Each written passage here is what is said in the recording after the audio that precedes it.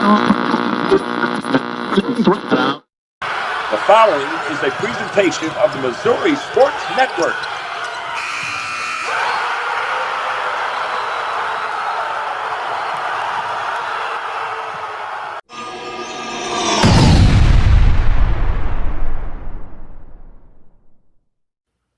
Hey, welcome back to High School Game Day here on the Missouri Sports Network, MissouriSportsNetwork.com, where everyone has a home field advantage. Certainly glad that you have tuned in. And as always, the Missouri State Highway Patrol reminds us to take that 3 seconds and buckle up. It's 3 seconds that could save your life. Be safe, be smart, and be here tomorrow. This segment brought to you by the Bank of Billings. Bank of Billings established 1889, the oldest bank in Christian County. Also presented by Doak Propane in Polk County.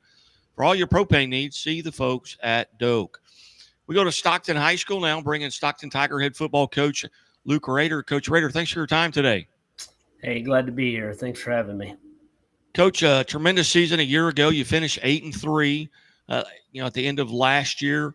What did you lose off of that team just by virtue of graduation? And who are some of the people, some of the guys that are going to have to step in and fill some roles this year as you go into the 25 season?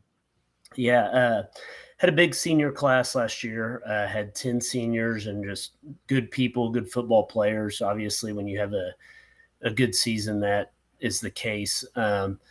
So we've got a lot of spots to fill, and we've had a lot of competition for most of those positions through this summer. And so we're really hoping that, that's going to pay off by giving us more depth, that we're rotating a lot of different people this summer, trying to figure out what the best combination of all of that is. So hopefully that leads to all those different people getting a lot of reps and then being ready to play on Friday nights, so that regardless of who the starter is week one, everybody knows whether it's, a matchup situation or maybe you get injuries throughout the season. It always pays to have a lot of depth.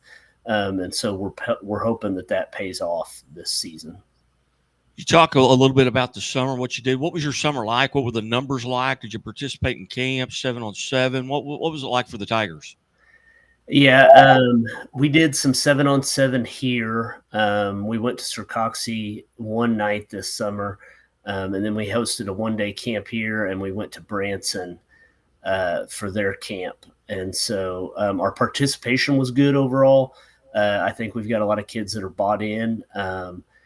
Our numbers are going to be down a little bit. We've got a really small senior class, and it's just a weird combination. Our senior class, like even when they were in junior high, I think there were only 7 or 8 of them.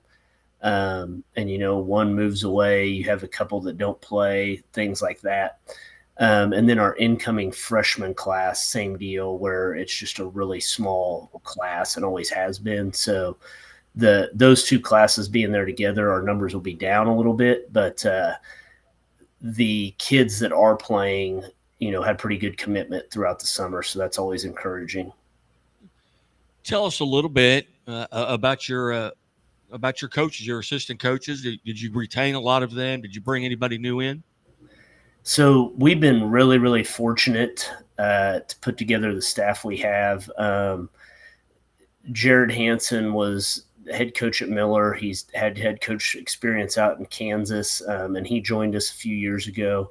Brett Burchett he coached close to 20 years up at Cass Midway. His dad, is the head coach at Cass Midway for, I think, since the beginning of time.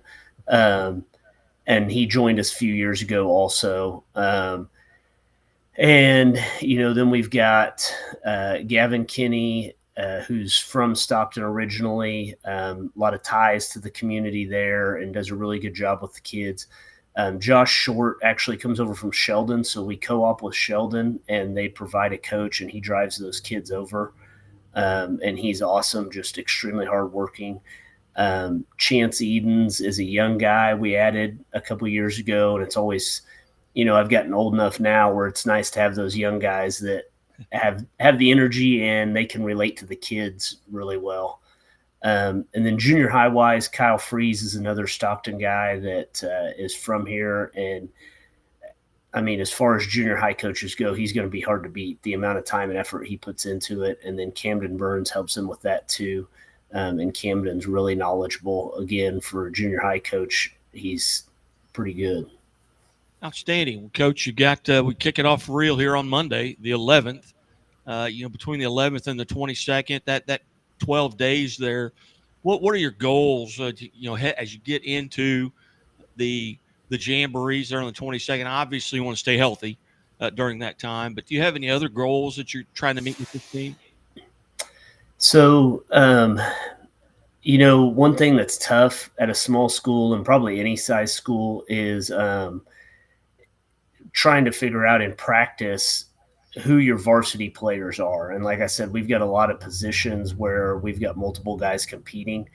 And so going to Branson was really good for us to be able to go against another varsity team and see kind of where some of our guys were at.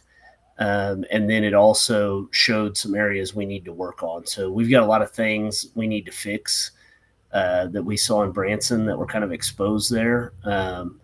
And the biggest thing is the things we can control, not making mental mistakes, not beating yourself, trying to eliminate those because we open with Marionville. So obviously any mistake you make against a good opponent like that, it's going to show up.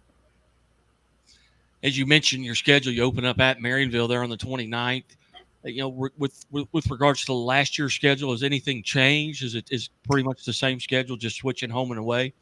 Yeah, it'll be the same schedule. So we have Sherwood and Central on there for non-conference games.